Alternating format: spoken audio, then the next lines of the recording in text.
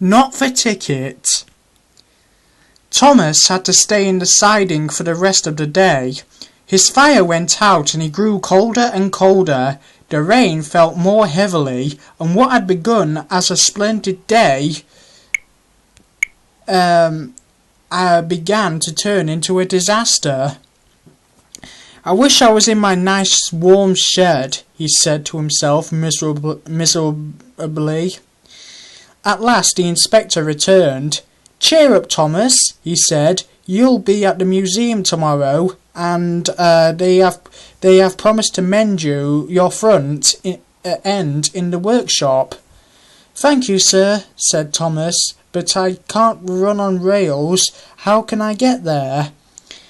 "It's all fixed," replied the inspector. "A lorry is coming for you tomorrow." Thomas was horrified. Lorry?" he stammered. "That's right," said the inspector. It'll be here at 8 o'clock sharp."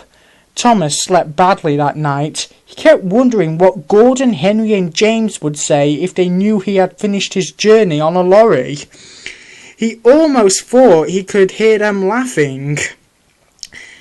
Next morning the driver and fireman came early. A diesel shunter came to push Thomas out of his siding and along towards the road, where they found a lorry waiting. A steel cable was fastened to his coupling. The lorry driver started a winch, and in no time at all, it seemed, Thomas was perched on the lorry. How undignified, he thought.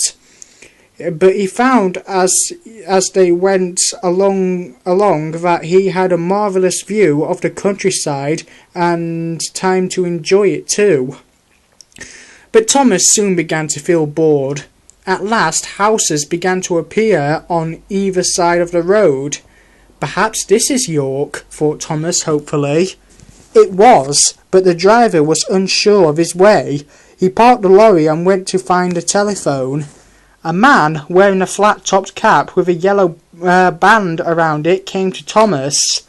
"Hello," said Thomas. Said the man. He wrote something in his notebook and went round to the front of the lorry. When the lorry driver came back, Thomas heard him say something, then slammed the cab door crossly. Soon they reached a large building with rails running into it. Thomas was unloaded, and the lorry drove away. Thomas looked about him. He had arrived. When his driver and fireman came, Thomas told them about the man with the flat cap. They laughed loudly. "How do you do it, Thomas?" sputtered the driver when he could speak. "That will make the fat control this day." Thomas booked for parking.